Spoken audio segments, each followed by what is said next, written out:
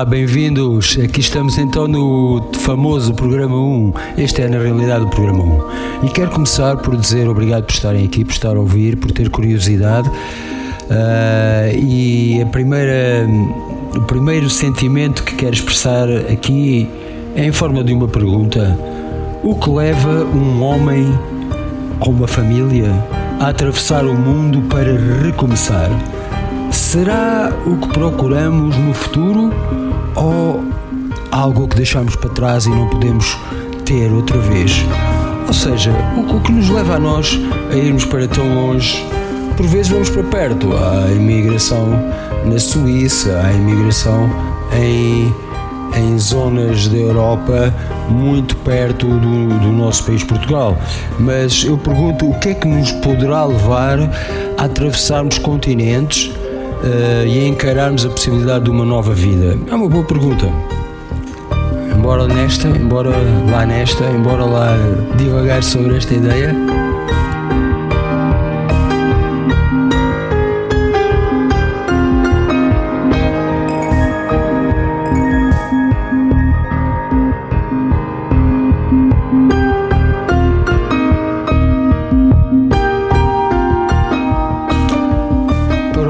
Nós que ainda se lembram do que é estar nas margens do Tejo, em Belém, ou noutro sítio qualquer, do outro lado do Barreiro, e sentir o nosso Portugal. Eu, quando falo das margens do Tejo, em Belém, falo porque foi dali que partiram muitas expedições que percorreram o mundo, que atingiram partes distantes do nosso planeta. Infelizmente, hoje em dia, muita gente fala de descobrimentos, já os descobriram. Não, nós não fomos descobertos, nós já cá estávamos e tal. Pois, mas na minha opinião, humilde opinião, o que foi descoberto não foram as regiões, foi o caminho para lá.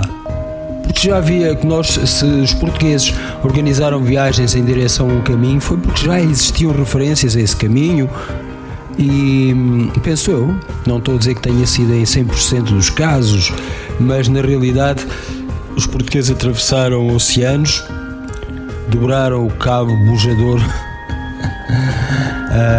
e foram andando, muitas vezes bem recebidos pelos indígenas, pelas tribos indígenas das costas africanas, outras vezes mal recebidos. Geralmente, quando eram mal recebidos é porque estavam interessados em assaltar as caravelas, etc. E na realidade houve uma recepção muito positiva. Isso está relatado no Camões, nos Lusíadas, como uma parte importante do nosso percurso.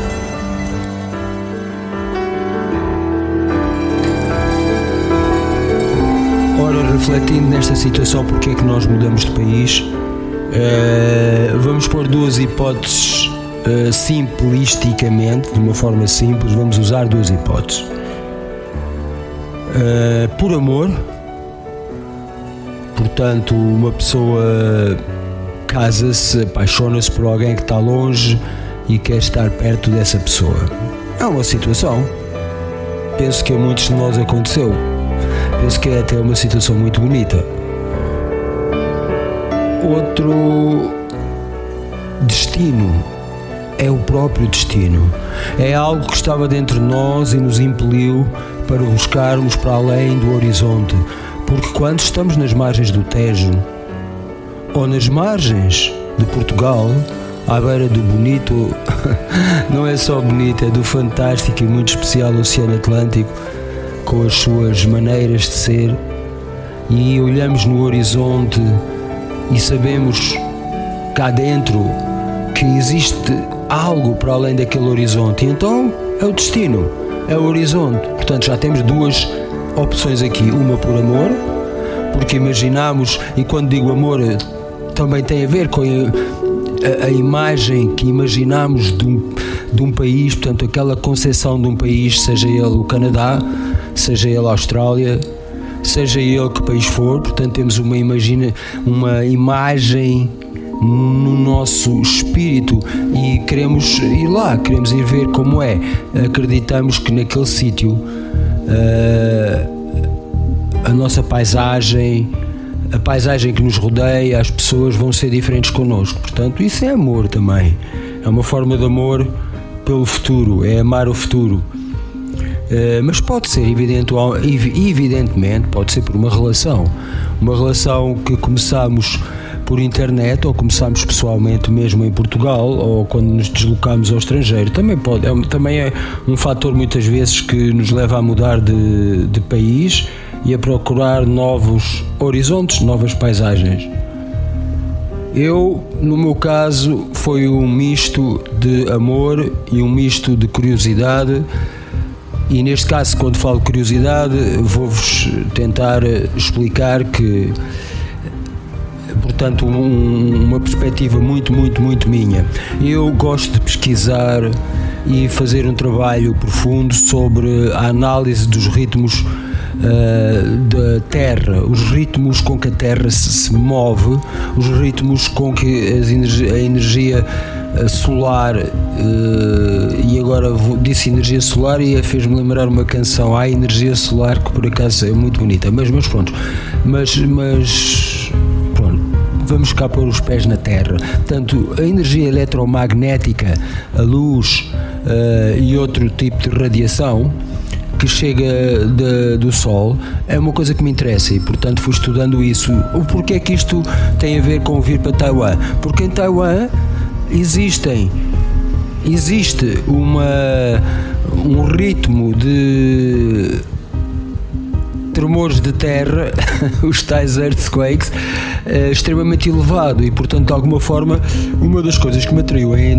Taiwan foi poder continuar a minha pesquisa sobre estes ritmos orgânicos da natureza, e quando digo da natureza, isso inclui tanto as forças do vento, do mar, a chuva, a água, as temperaturas, a umidade, como a radiação eletromagnética do Sol, ou de outros planetas, ou de outras galáxias, ou buracos negros com que conseguimos medir essas variações. Portanto, eu estou interessado nisso. Agora, em relação a Taiwan, uma coisa que se punha muito é assim: se nós nos deslocarmos à Noruega, ao norte da Noruega, para vermos auroras boreais, pode ser que não tenhamos sorte e pode ser que vamos na época errada e não consigamos ver aquelas auroras boreais, porque um ano podem ter uma frequência muito maior, acontecer muito mais vezes, e no outro ano pode ser difícil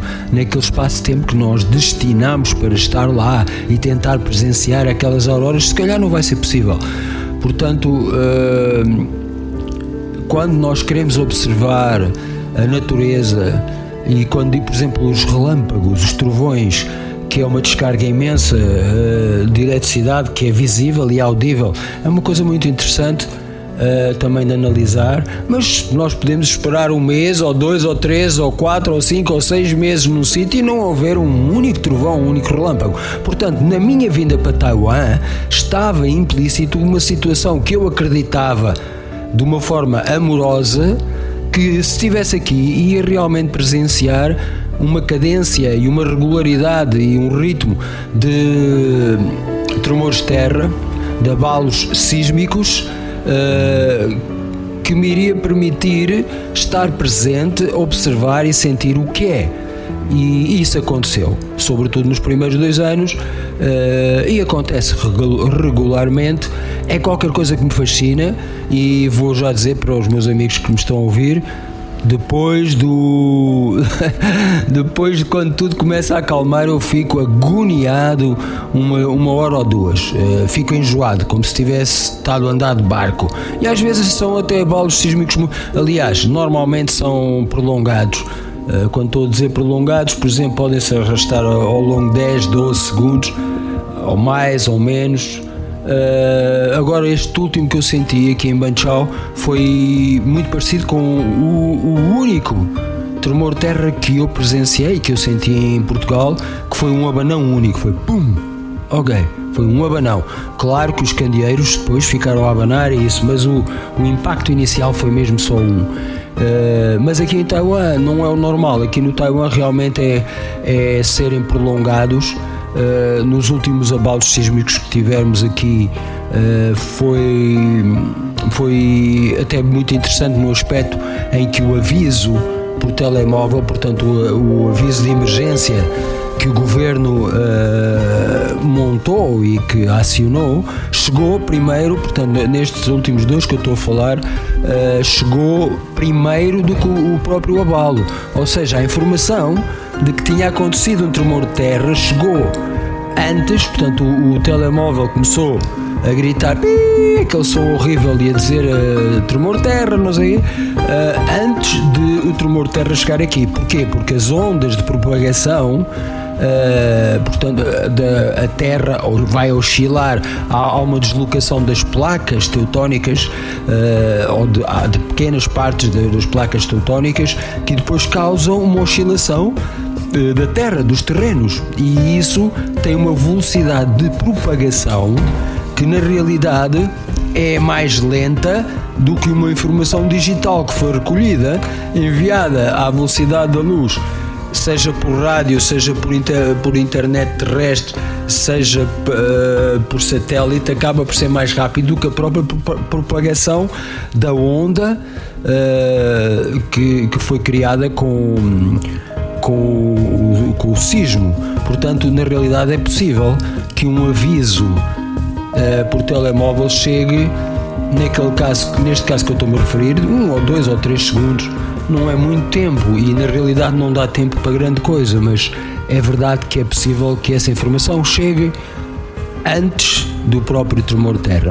Agora, neste último caso que aconteceu, que foi há coisa 4 ou 5 dias e que foi mesmo só foi muito diferente de todos os sismos que eu senti aqui em Taiwan, foi mesmo só um pum, foi só como uma pancada seca, pum.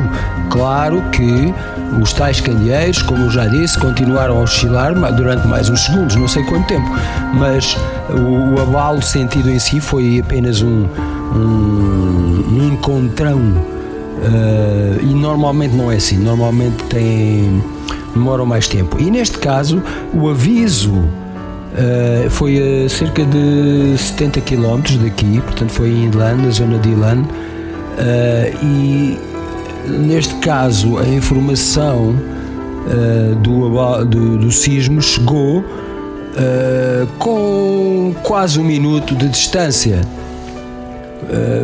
Não sei precisar, não consigo precisar neste momento, mas esse sismo acabou por chegar a informação por telemóvel. Houve um sismo, não. Pronto, por telemóvel praticamente 1 minuto depois. Portanto, o aviso foi extremamente lento.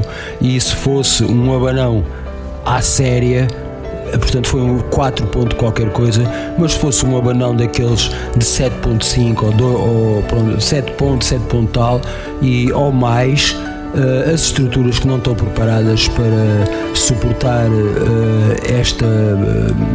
esta deslocação de terras, evidentemente que não haveria tempo para nada, porque o aviso chegou muito depois. Portanto, vou voltar outra vez ao ponto inicial desta conversa. Não é o ponto inicial, é este aspecto do porque é que eu vim para Taiwan. Um dos aspectos foi realmente este, poder sentir os sismos de uma forma que eu sei que iriam acontecer de uma forma bastante repetitiva, portanto que iriam acontecer muitas vezes, não é?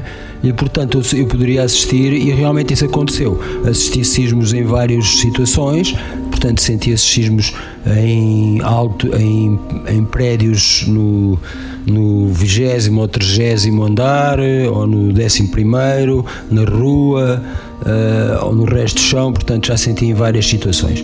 E é uma coisa extremamente interessante, e portanto isso foi uma das razões, para além do tal amor, do tal amor que está para além do horizonte daquilo que nós vemos, foi uma das razões que me trouxe para Taiwan.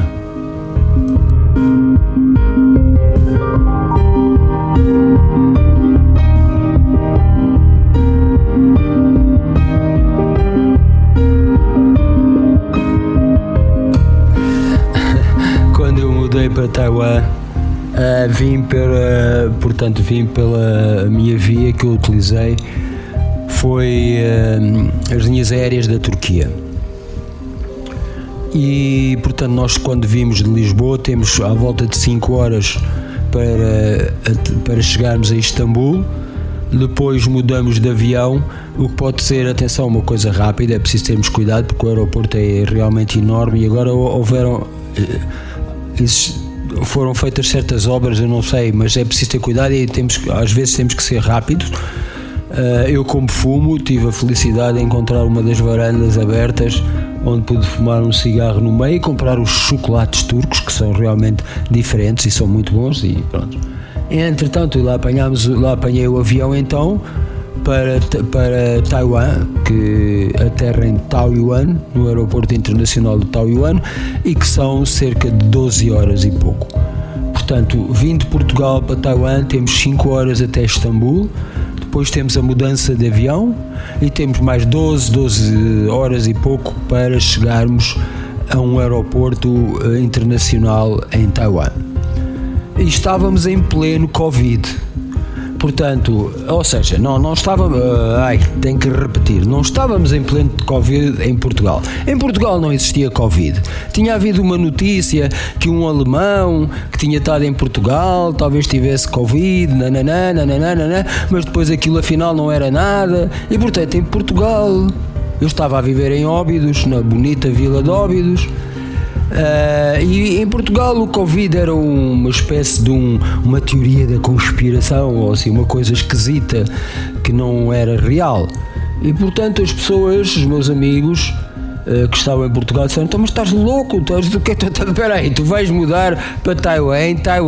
Taiwan é China, na realidade é a República da China e não a República Popular da China, portanto há uma diferença.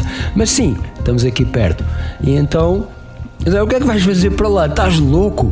O Covid e não sei o que. Eu disse: não, vou mudar por esta e aquela. Pronto, havia situações familiares e situações, como já disse, relacionadas com o meu interesse de explorar este mundo e as possibilidades deste mundo à minha maneira, e portanto que havia certos interesses que eu tinha de realmente vir, e lá vim eu, não é? Para um mundo de Covid, vindo de uma vila pequenina como é Óbidos, aterrar em Taiwan, e ao longo da viagem até o Istambul não houve a obrigação das máscaras, e isso não era muito grande, portanto quem queria, mas depois a partir de Istambul para aqui, aí estava toda a gente de máscara, e foi mesmo uma situação de alguma forma claustrofóbica chegar a Taiwan e não ir a qualquer sítio, estava tudo fechado, karaokes, bares, sítios de espetáculo, estava tudo fechado, não havia nenhum sítio onde eu pudesse trabalhar como músico, por exemplo. E depois, a partir daí, acho que não neste programa, noutro programa qualquer, pois vou-vos contar uma história muito bonita muito bonita no aspecto, quer dizer, é quase um drama. Mas pronto, posso-vos contar mais tarde uma história que teve a ver com uma firma que prometeu, quando eu estava em Portugal, prometeu isto, prometeu aquilo, e quando eu cheguei a isso, nada disso aconteceu.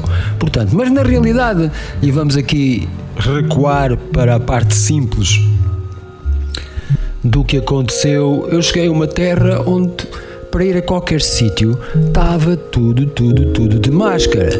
Todos os sítios tinham desinfetantes para as mãos. Portanto, fizéssemos o que fizéssemos, tínhamos que desinfetar as mãos, tínhamos que usar máscaras, era um bocado claustrofóbico. Mas os números, e eu na altura segui atentamente, pronto, não foi muito atentamente, mas segui os números das estatísticas governamentais de Taiwan sobre as doenças de Taiwan, apresentavam, curiosamente, números muito superiores, se falarmos em tuberculose ou outras infectocontagiosas, ou morduras de cobra, ou cancro, ou seja, os números eram muito superiores aos números apresentados, aos números das mortes atribuídas, portanto, à morte por infecção do tal Covid. E na realidade Taiwan esteve um ano ou dois, não me lembro neste momento, mas teve um período enorme com 40, 50, 60, 30, 20, 10, 8 casos diários. E vou-vos dizer que isso é muito real, porque Taiwan é um país extremamente rigoroso em tudo o que tem a ver com serviços públicos, em tudo o que tem a ver com estatísticas. Taiwan é um país rigoroso e, a par disso, tem um serviço de apoio à população que é extremamente rigoroso também e extremamente rápido. Portanto, eles não andam a dormir nem a brincar. Aqueles números eram realmente muito precisos naquilo que estava a acontecer. Mas depois passado mais ou menos 2 anos de estar aqui, ou um ano e pouco, houve uma visita de uma entidade americana aqui na altura e vou-vos dizer, depois dessa pessoa ter visitado Taiwan, os números do Covid passaram a ser diariamente 600, 1000, 1200 durante um período. Pronto, e depois aquilo passou. Mas na realidade, portanto, naquela fase em que estava aqui a acontecer um controle enorme sobre as situações que poderiam favorecer o contágio, não é? As mãos lavadas, o uso de máscaras, e portanto isso era mesmo reforçado, esse comportamento de proteção era reforçado em todos os sítios públicos onde eu fui.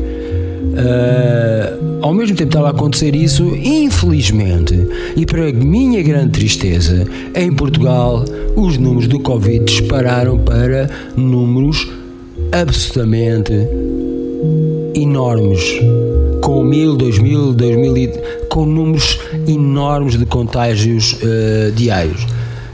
E portanto isso foi uma situação um bocado caricata no sentido que eu tinha vindo embora de um país onde não havia Covid para um país onde supostamente eu iria encontrar o Covid,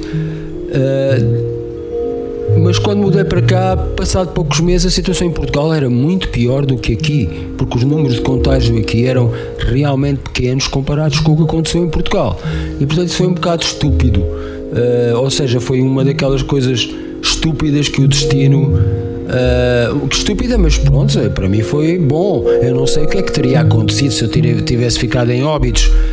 Eu inclusivamente nessa altura tinha feito umas propostas, tinha falado pessoalmente com a Câmara e tinha falado pessoalmente com uma situação de negócio de abrir isto que abri aqui em Taiwan, esta geringonça, e vou chamar geringonça mesmo, que é o Português Piano Café em Nova Taipei. Portanto, eu queria fazer isto, mas queria fazer isto em Óbidos. Mas até o último dia a tal reunião da Câmara nunca aconteceu. Portanto, era uma reunião prometida, não sei o quê, que nunca aconteceu. E eu não desisti. Eu, no dia em que vim para aqui, para Taiwan, em que mudei a minha vida para Taiwan, vão mais de 6 anos neste momento. Nesse dia, se a Câmara tivesse dito, Fernando, mas aquela reunião é amanhã, é hoje de manhã, eu penso que não teria apanhado o avião e teria permanecido em Óbidos e teria, caso a reunião tivesse tido resultados positivos para ambas as partes, teria então posto o projeto em funcionamento, porque já tinha, felizmente, a parte de distribuição relativamente aos cafés, às cervejas, aos sumos, isso já estava assegurada. O processo contratual iria assegurar um novo espaço onde eu poderia realmente fazer a minha comida, criar a minha animação cultural que tinha ideia, e não teria vindo.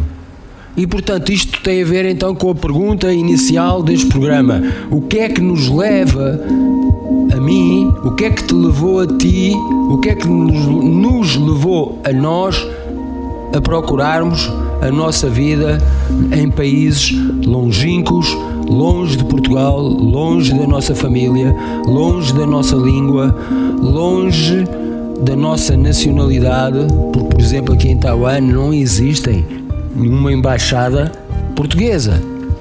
Portanto, quem emigrou para países deste tipo como eu, sente-se isolado, sente-se sozinho e não é fácil. não é nada fácil.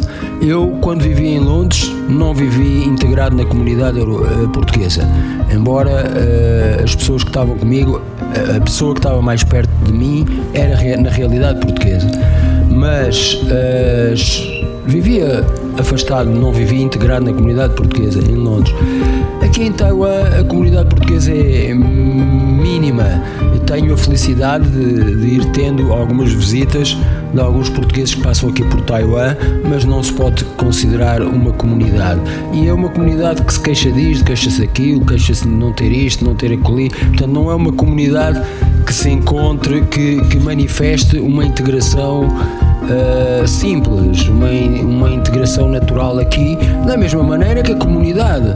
Não é da mesma maneira, mas em Portugal temos uma comunidade taiwanesa e na altura que eu vim, portanto estamos a falar de há 6 anos e tal, havia então a fábrica das bicicletas em Aveiro, na região de Aveiro, que tinha realmente taiwaneses, e foi uma fábrica que eles montaram lá e que na altura eu conheci-os porque eles se deslocaram a Óbidos para provar os Chaiadan, que são os ovos de chá, que na altura eu com a minha companheira fizemos e promocionámos. Eles vieram a Óbidos só por causa de poderem realmente relembrar os sabores taiwaneses, da comida taiwanesa, como eu aqui no Português Piano Café em Banchao tenho muita gente que vem para relembrar os sabores portugueses de quando que eles experienciaram quando visitaram Portugal.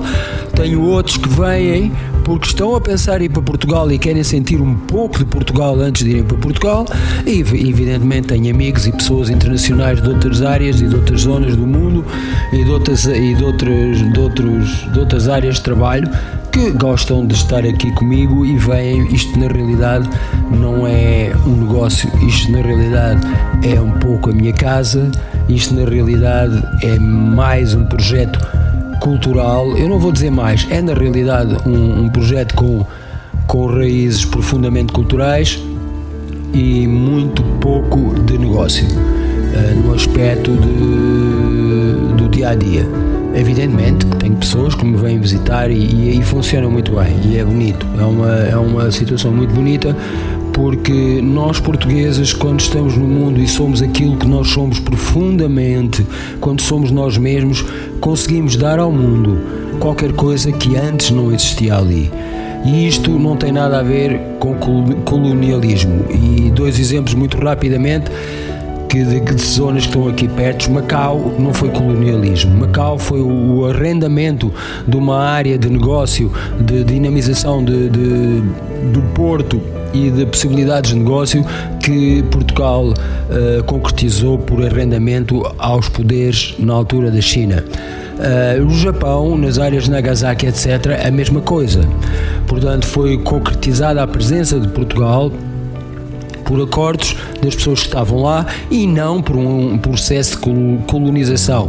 E agora, quer dizer, eu acho que vou tentar acabar esta conversa deste programa por aqui, mas eu sempre pergunto, como é que é que meia dúzia de portugueses agressivamente colonizadores poderiam algum dia, em sonhos, constituir e formar territórios do tamanho do Brasil, territórios do tamanho de Angola, Moçambique, Guiné, Cabo Verde, Timor, etc, etc. Como é que um punhado de portugueses? É impossível. Portanto, como é que Portugal foi e é Portugal? Portugal é e foi porque existem alguns portugueses, como o meu pai foi em pleno Congo, em plena selva, e como muitos outros portugueses foram, que não são colonos, são pessoas que chegam a lugares distantes e fazem do longe a sua casa. Uns vão e voltam, outros vão e nunca voltam, e depois há os outros em Portugal que nunca foram. E portanto toda esta conversa tem a ver com porque é que tantos portugueses buscam longe aquilo que não encontram em Portugal, no nosso querido e bonito Portugal.